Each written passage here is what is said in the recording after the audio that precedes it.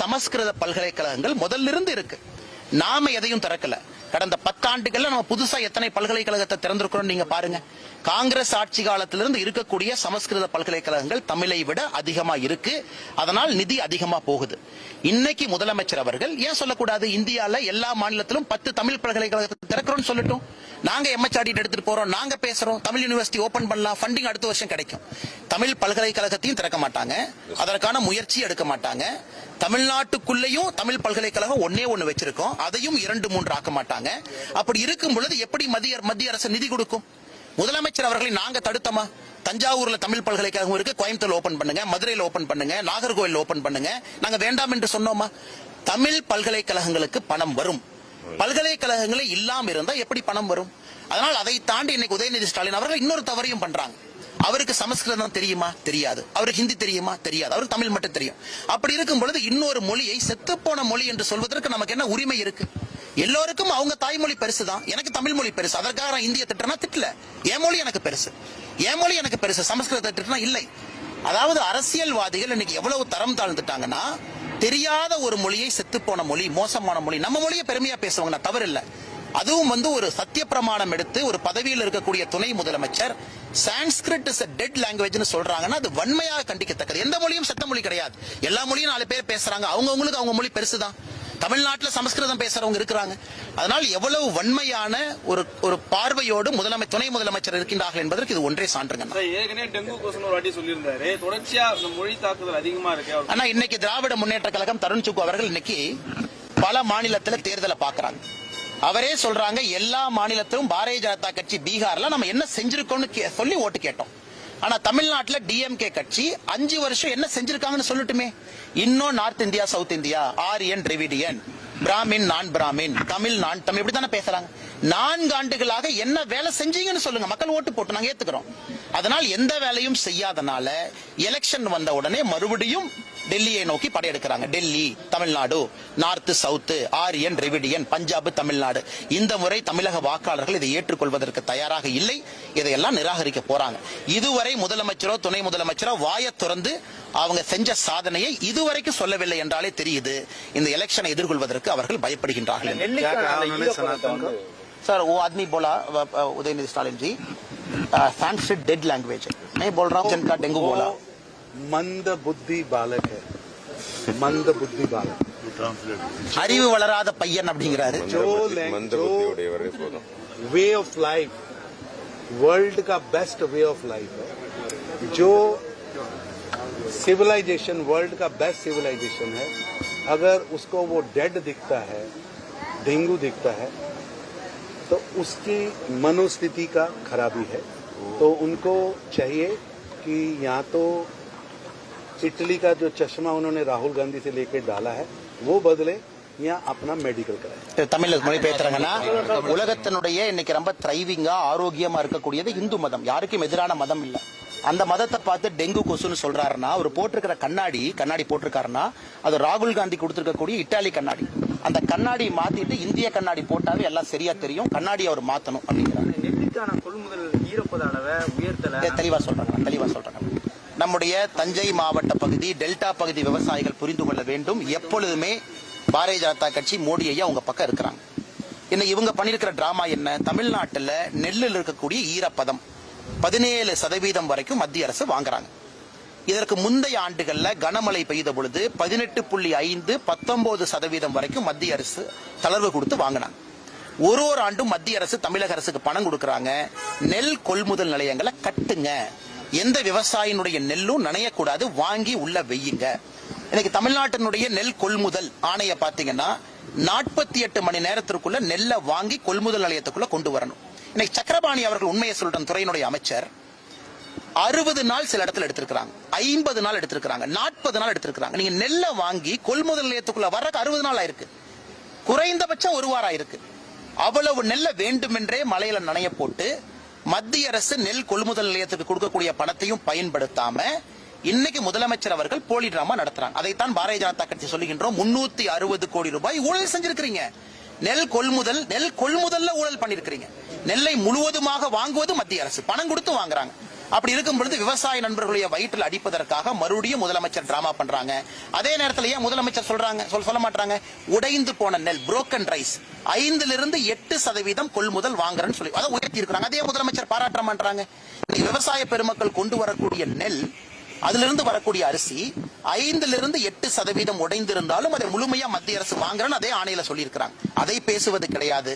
இன்னும் ஈரப்பதம் உண்மையாலும் இருந்ததுன்னா அங்க மத்திய அரசுடைய கமிட்டி வந்து பார்த்துட்டு போயிருக்கிறாங்க, நாங்கள் எடுத்துட்டு போறோம். ஆனால் இந்த ஈரப்பதம் எல்லாம் மாநில அரசு தன்னுடைய தவறால் வெளியே போட்டிருக்கக்கூடிய நெல்லினுடைய ஈரப்பதம். மாநில அரசு வாங்கி மூட்டையை வெளியே போட்டு வரக்கூடிய மூட்டையை 48 மணி நேரத்துக்குள்ள உள்ள கொண்டு வராம 2 மாதம் தாமதம் செய்து வாங்கியிருக்கக்கூடிய நெல்லத்தை ஆய்வு பண்ணாங்க. மத்திய அரசு அதிகாரிகள் சும்மா வந்துட்டு போனாங்களா? நெல் எப்படி ஈரமாச்சு, யார் ஈரமானதற்கு பொறுப்பு, மாநில அரசு பொறுப்பா, இதெல்லாம் ஸ்டடி பண்ணி தான் ரிப்போர்ட் கொடுத்தாங்க. அந்த ரிப்போர்ட்டின் அடிப்படையில தான் மத்திய அரசு சொல்லியிருக்கிறாங்க, எப்பொழுதும் விவசாயத்தின் பக்கம், டெல்டாவின் பக்கம், காவிரி தாயினுடைய புதல்வராக இருக்கக்கூடிய விவசாயிகளின் பக்கம் பாரதிய ஜனதா கட்சி, பிரதமர் மோடி அவர்கள் இருப்பார்கள். மெட்ரோ விவகாரத்துல பாஜக ஆளுகின்ற மாநில மெட்ரோ விவகாரத்தை பொறுத்தவரை நம்முடைய நண்பர்கள் ஒரு விஷயத்தை புரிஞ்சுக்கணும். இந்தியால மெட்ரோ என்பது 2017 மெட்ரோ பாலிசியின் படிதான் எல்லா மாநிலத்துக்கும் கொடுக்கறாங்க. இன்னைக்கு நாம் புரிந்து கொள்ள வேண்டும், மாநில அரசு மெட்ரோவை கேட்டு விண்ணப்பிக்கலாம், தவறு கிடையாது. நமக்கு கண்டிப்பா சென்னைக்கு வேணும், கண்டிப்பா கோயம்புத்தூருக்கு வேணும், கண்டிப்பா மதுரைக்கு வேணும், கொடுக்கணும். கொடுத்த ரிப்போர்ட் எப்படி கொடுத்தாங்க? 2022 கொடுத்த ரிப்போர்ட்ல 2011 பாப்புலேஷன் டேட்டா போட்டாங்க. வேறு மாநிலங்கள் என்ன பாப்புலேஷன் டேட்டா கொடுக்கறாங்க? அர்பன் ஏரியாவுடைய அக்ளோமரேஷன் சர்வே கொடுக்கறாங்க. அதாவது 2022 எலக்ட்ரிசிட்டி பில் எவ்வளவு மக்கள் வந்திருக்காங்க, வாக்காளர் எவ்வளவு இருக்காங்க பார்த்து கொடுக்கறாங்க. வேண்டுமென்றே தவறான ஒரு விவகாரத்தை 2011 டேட்டாவை கொடுக்கறாங்க. சென்னை, மதுரை 2 குவாலிஃபை ஆகல உங்க கொடுத்த தவறான டேட்டா. இரண்டாவது, மெட்ரோ வாங்குவது சிறப்பல்ல, மெட்ரோ நடத்துவது சிறப்பு. இன்னைக்கு பெங்களூர்ல பாருங்க, அந்த பகுதியினுடைய எம்பி தேஜஸ்வி சூர்யா கோர்ட்டுக்கு போயிருக்காரு பெங்களூர் மெட்ரோக்கு எதிராக என்னன்னா, எப்படி இந்த ஃபேரை வைக்கிறீங்கன்னு சொல்லுங்க. பெங்களூர் மெட்ரோல கண்டமேனிக்கு ஃபேரை ஏத்தி இருக்கிறாங்க. காரணம், திட்டம் சரியா போடல. இரண்டாவது, மத்திய அரசு கேட்கிறது திட்டத்தை சரியா போடுங்க. கோயம்புத்தூர் மெட்ரோ ப்ரொபோசல் 6 இடத்துல மெட்ரோ ஸ்டேஷன் சொல்லி இருக்கக்கூடிய இடத்துல நிலத்தை எப்படி கையகப்படுத்த போறாங்க ரிப்போர்ட்ல இல்லை. பப்ளிக் லேண்டா பிரைவேட் லேண்டா இல்லை. ரைட் ஆஃப் வே இல்லை. ஹோப்ஸ் காலேஜில இருந்து கோயம்புத்தூருக்குள்ள போகக்கூடிய ரூட் டிராபிக் கன்ஜெஷன் சர்வேல இல்ல. எவ்வளவு வண்டி போகும் இல்ல. எவ்வளவு பேர் பயன்படுத்துவாங்க, ஒரு நாளைக்கு 4 லட்சம் பேர் பயன்படுத்துவாங்கன்னு கொடுத்திருக்காங்க. சென்னை 55 கிலோமீட்டர் இருக்கக்கூடிய மெட்ரோ ஒரு நாளைக்கு 4 லட்சம் பேருக்கு குறைவாக பயன்படுத்தும் பொழுது, கோயம்புத்தூர் 55 கிலோமீட்டர் குறைவா இருப்பது எப்படி 4 லட்சம் பேர் பயன்படுத்துவாங்க? இந்த கேள்விகளை மத்திய அரசு கேட்டு அனுப்பிச்சிருக்காங்க. யாரும் நிராகரிக்கல. புது டிபிஆர் ப்ராப்பரா ப்ரிப்பேர் பண்ணி மறுபடியும் கொடுக்கணும். மனோகர்லால் கட்டர் அவர்கள், அமைச்சர் அவர்கள் தெளிவுபடுத்தி ட்வீட் போட்டிருக்காங்க. மத்திய அரசு எங்கேயும் மெட்ரோ வேண்டாம், கொடுக்க மாட்டோம் என்று சொல்லாம உரிமை கேட்பதற்கு டிபிஆர் கொடுக்கணும். தப்பான டிபிஆர் கொடுத்து மெட்ரோ வாங்கிட்டாங்கன்னா அந்த காசை உங்க தலை மேல என் தலை மேல ஏத்துவாங்க. 4 ரூபா கொடுத்து போற இடத்துல 40 ரூபா கொடுத்து போவோம், நீங்க பெங்களூர் மாதிரி. அதனால் மத்திய அரசு கேட்பது ஒழுங்கான டிபிஆர் ப்ரிப்பேர் பண்ணி கொடுங்க அப்படின்னு. வேண்டுமென்றே அரசியல் செய்வதற்காக தவறான ரிப்போர்ட்டை கொடுத்து மத்திய அரசு கேள்விகளை கேட்ட பிறகு அதை மாத்தி பாரத பிரதமர் நரேந்திர மோடியின் மீது தவற போடுறாங்கல்ல, இது மிகப்பெரிய தவறு. அவர் எடுத்திருக்கக்கூடிய சத்திய பிரமாணத்துக்கு எதிரானது. அதுவும் பிரதமர் வர்ற அன்னைக்கு பொய்யான ஒரு ட்வீட்டை போடுறாங்கல்ல, இது மன்னிக்க முடியாத குற்றம். छोटे जूनियर स्टालिन का गलती है. असल में जूनियर स्टालिन जो बीच साइड पे विदेशी दोस्तों के साथ इवनिंग बताते हैं ना, उसका असर है उनकी भाषा पे. பாப்பா நன்றி.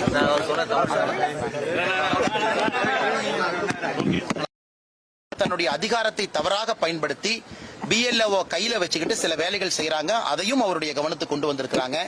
நாங்கள் தேர்தல் ஆணையத்தை எப்பொழுதும் நம்புகின்றோம். அவர்களை நம்பி தொடர்ந்து நாங்கள் கம்ப்ளைண்ட் கொடுக்கிறோம். பிஎல்ஓ சரியில்லாத இடத்துல பிஎல்ஓ தேர்தல் ஆணையம் மாத்தி இருக்கிறாங்க. அதே நேரத்தில் ஆளும் கட்சியினுடைய பிடியிலிருந்து பிஎல்ஓவை வந்து காப்பாற்றணும். அதே நேரத்தில் நேர்மையான முறையில் எஸ்ஐஆர் நடக்கணும்.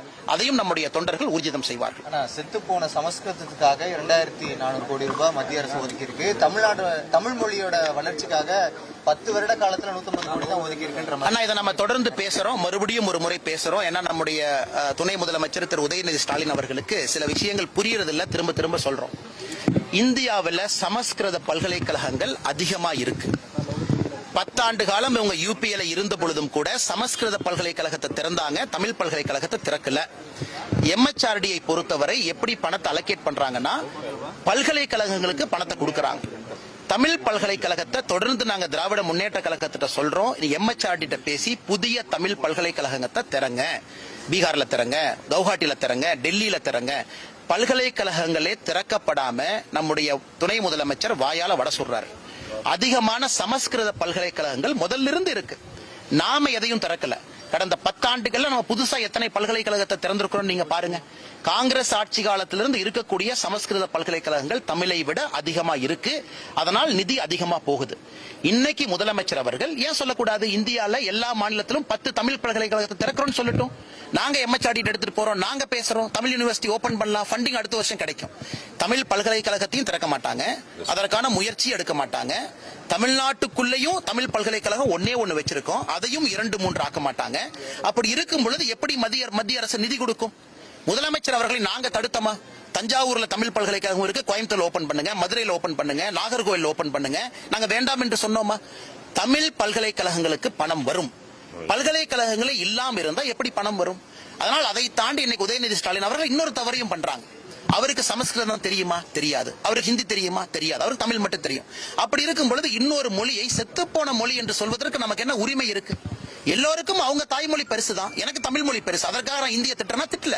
என் மொழி எனக்கு பெருசு, என் மொழி எனக்கு பெருசு. சமஸ்கிருத திட்டனா இல்லை. அதாவது அரசியல்வாதிகள் இன்னைக்கு எவ்வளவு தரம் தாழ்ந்துட்டாங்கன்னா, தெரியாத ஒரு மொழியை செத்துப்போன மொழி, மோசமான மொழி. நம்ம மொழியை பெருமையா பேசுவாங்க, தவறு இல்லை.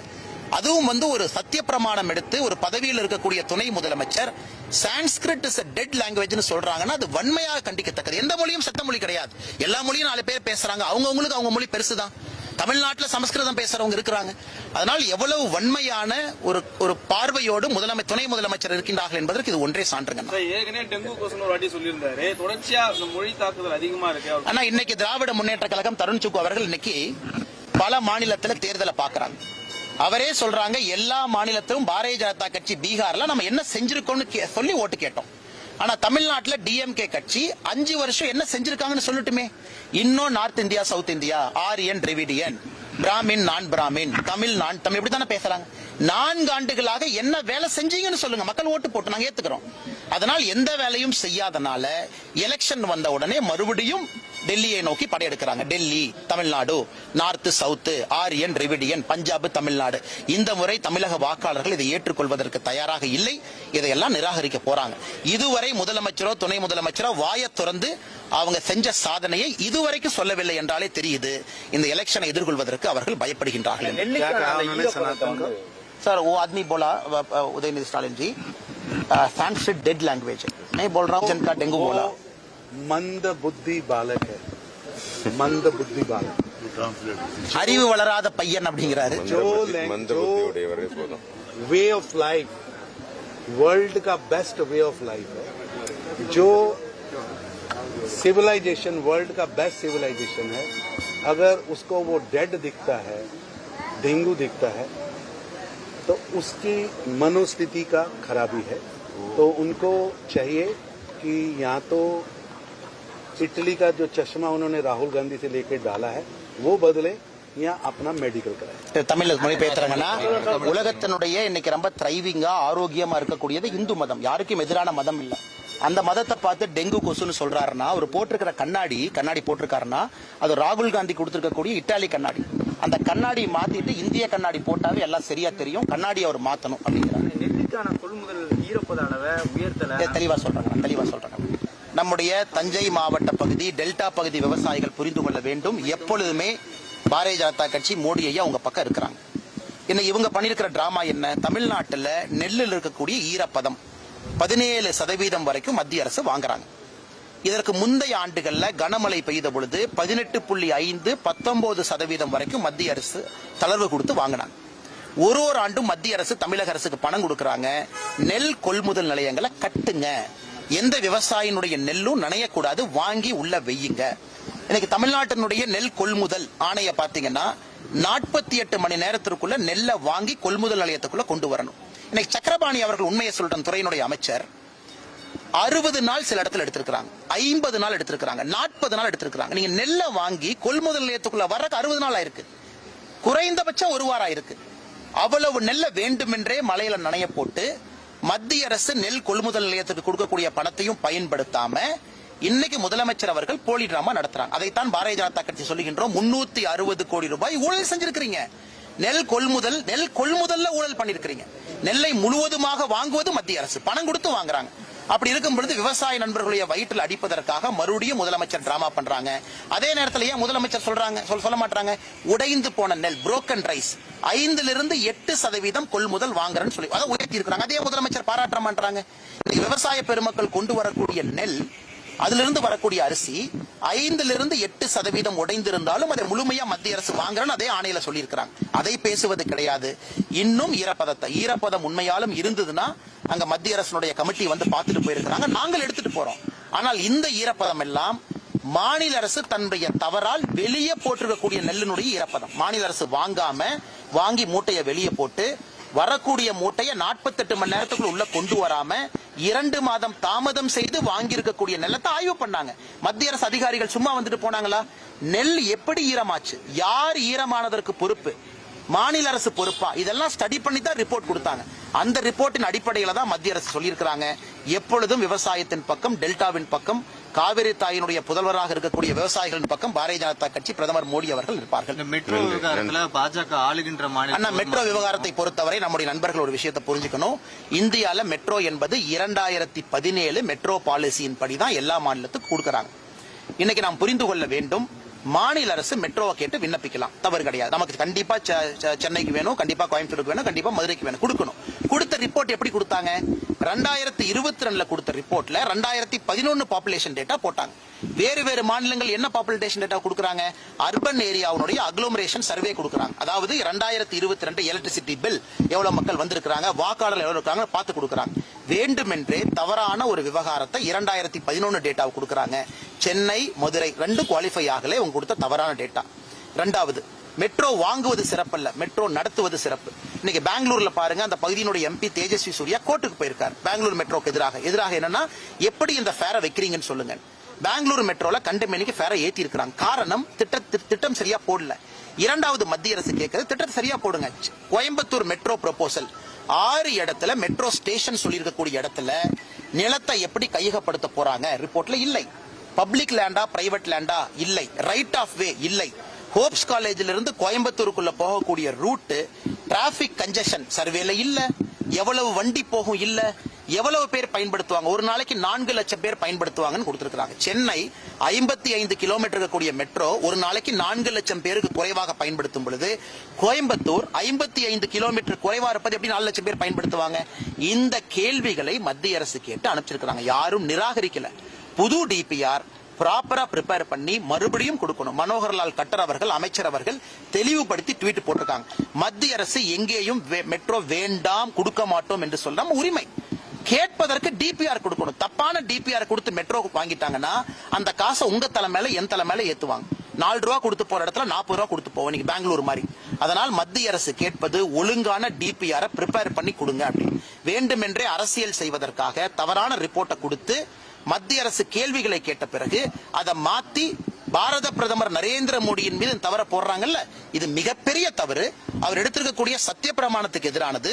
அதுவும் பிரதமர் வர்ற அன்னைக்கு பொய்யான ஒரு ட்வீட்டை போடுறாங்கல்ல, இது மன்னிக்க முடியாத குற்றம்.